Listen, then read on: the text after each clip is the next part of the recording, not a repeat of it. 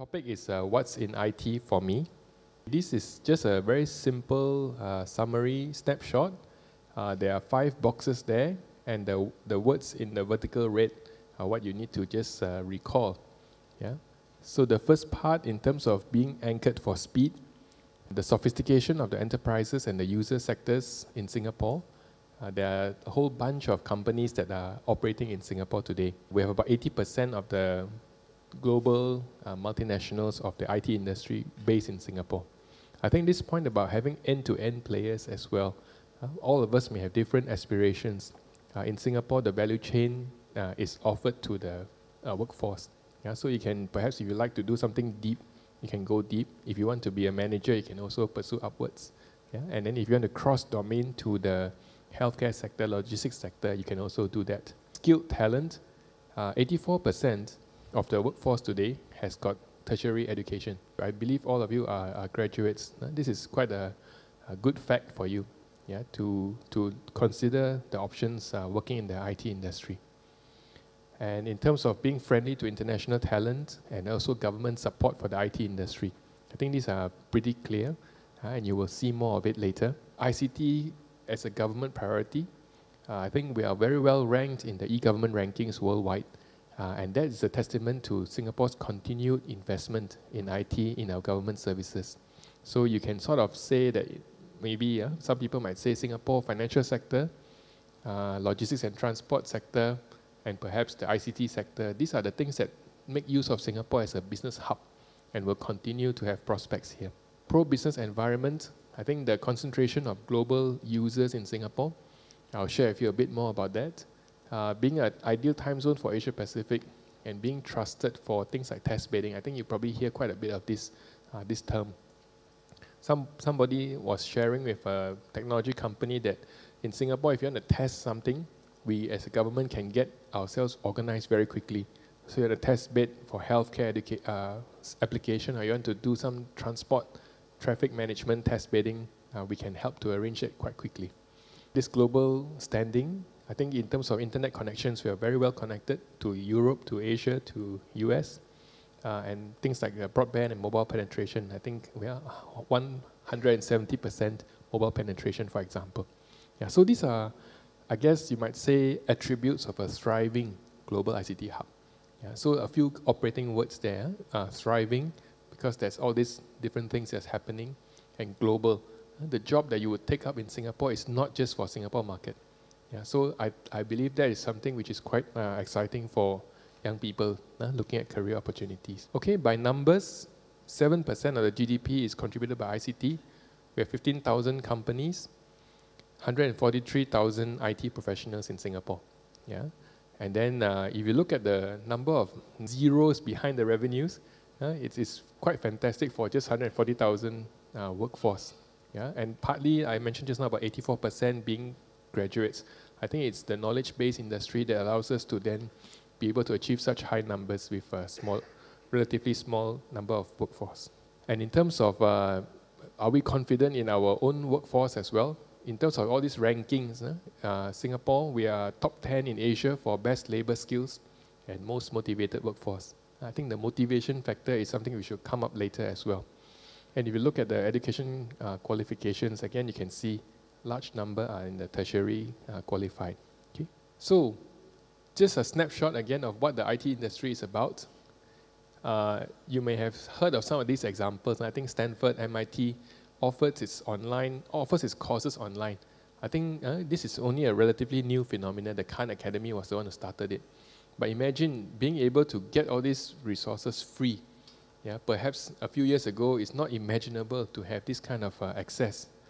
And similarly, using bank transaction analysis to identify terrorists. Yeah, that's what the FBIs and all these people are doing. Yeah, using a very different place to hunt for terrorists. Yeah, they can look for the behaviors using IT. And of course, we all know about the Korean rapper, right? I heard that the page views now is more like 500 million already. Yeah, so discovering talent using IT. And this point about Facebook, of course, there's some negative news recently about Google and Facebook. But this one is really about scale. The first 500 million, they used 6 years to to achieve that. And then the next 500 million only within 2 years. Yeah, so the speed is really something which is the world of IT. Okay, and the worlds also sometimes change. So I think partly keeping ourselves current of what's happening. I think most of us, maybe you ask your parents, they will talk about Britannica as that thick volume of encyclopedias. Yeah, then in 2006, Windows, Microsoft bought and started Encarta, which is supposed to be an online version. But of course, we all know that they closed the business down because Wikipedia is now the default encyclopedia. Yeah, so some of the traditional worlds also get disrupted. And therefore, when you come into IT industry, you must be ready to keep on following what's happening to stay ahead. I think the last point is also very important. The global CEOs, this is 1,700 CEOs and industry leaders who were profiled or interviewed by IBM. In 2004, technology as a driver of change was ranked number 6, right? But the most recent one, 2012, they ranked technology as the number 1 driver of change. Yeah, so this is not from IT industry. This is from the global CEOs, yeah, and they are recognizing that technology is changing their competitive landscape. Yeah, so we are in that sense in the right business if you are in the IT industry. Okay. Some people are asking, is IT industry still relevant in Singapore? Are we going to be completely outsourced to India or to Philippines or to China? This is actually inbound activities into Singapore. Yeah, to some extent because we are in Asia, the market is thriving, and people are now continuing to put investments into different locations. And when they think of Singapore, they think of things like R&D, engineering centers. Yeah. On the right, you can see some rather famous names, and they have been putting their investments in corporate labs, centers of innovation in Singapore. Yeah, and one of the factors, of course, is IP protection. Another one is global connectivity. Another one is talent availability. Yeah. On the left, it's something new which we started about 3 years ago to invite what we call international VC-backed companies to consider setting up engineering centers in Singapore. To some extent, if you want to just set up a rep office, do a sales and marketing, please carry on, make use of Singapore's infrastructure. But if you want to do engineering, we can give you some grants, we can plug you into the IT ecosystem. So there were some doubts about whether we can pull it off, because if I'm a startup, why should I put an engineering center outside my home?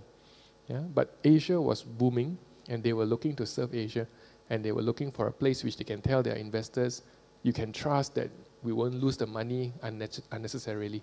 Yeah, so Singapore, we've attracted 108 of such companies over the last 36 months.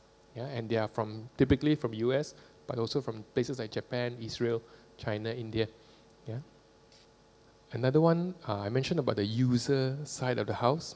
Yeah, these are the non-IT companies like Daimler. You can see quite a number of banks, quite a number of oil and gas companies. They have chosen to consolidate their IT services operations into Singapore. Yeah, to some extent, when there was an earthquake in other countries, when there's some other stuff happening, the concentration of the need to be secure and safe and stable became even higher. Yeah, and Singapore became even more attractive. Yeah, and so we are seeing these companies put their shared services operations for the world in Singapore. Yeah, and that again, downstream job opportunities across the whole hierarchy lands in Singapore. So the next part, what the industry is telling us, where the talent is required. So the first one is talking about actually relevant to the Singapore position as an IT hub, global IT hub. Multinationals are putting in their corporate labs and innovation centers, and we have done some estimations of the kind of jobs that they are looking for. This is up to the year 2015, from 2011. So 1,500 project managers, 2,000 software architects, and then 800 R&D engineers. So this one is a little bit, you have to acquire your, what they call track record to be qualified to pursue these jobs.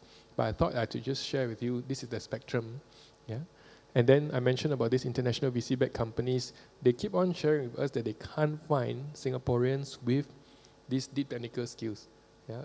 So I think that's something which I mentioned just now about some of these online communities, how you can help yourself. to be able to build up some of these skills, to be able to serve these opportunities. And in the SME space, there's also an imperative now because there's quite a bit of what I call systems integrators and IT services, which tends to be very broad-based work. For example, let's say this place, they want to upgrade their IT system. They need a systems integrator to come in, but you may not be doing very much more than project management. You just go and source for some technologies and then put it together. Okay? And the tech entrepreneur I've mentioned to you, they're looking, you yourselves can be startups.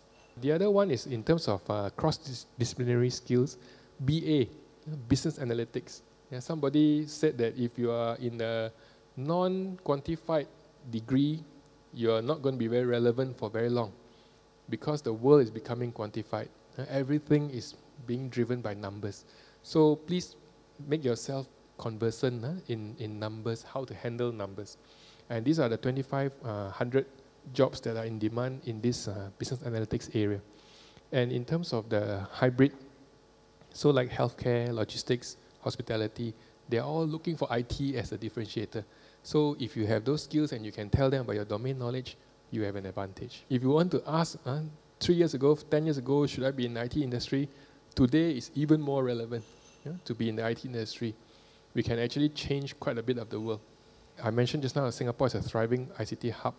Opportunities to go deep, technical, go wide in terms of the hybrid skills, or go up in terms of a manager. And this thing about achievement motivation being the biggest differentiator among the successful, I think this is very critical. So all of you are young, please go ahead and hunt, go ahead and be achievement motivated as best as you can, because there's a lot of resources out there that you can tap on. This is just a very information-rich slide talking about how IDA as an organization has been doing some road mapping of what we need to help the talent to pursue. So on the top is for the pre-employment, and then the bottom is for those who are already in service. And then we rolled out in 2011 a whole new roadmap. I will share with you the next slide now, which makes a bit of sense about this MDEV 2.0. For your action, jump on. I think there's a word called step in, right? It's similar, jump on.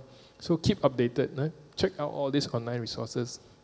And in terms of engaging, there's InfoPeer, and I share with you the whole range of communities you can take part in. Then also don't stop there, don't stop there, because industry is moving too fast. Grow, develop the skills, and be a pro, be a professional. I think the SCS, that's one of the things that we emphasize.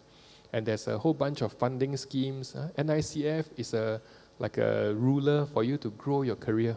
You can go and Google NICF and you'll find, if you are a new entrant, if you're a specialist, you're an expert, you're a guru, what are the skills required for you to build your career. Then lead is where you become either a specialist in BA, in cloud computing, in architecting, or you hybridize, you go into other segments. Like there's a Center for Healthcare Informatics with NUS, you can go and check it out as well. And we are building something at MAS for the financial sector.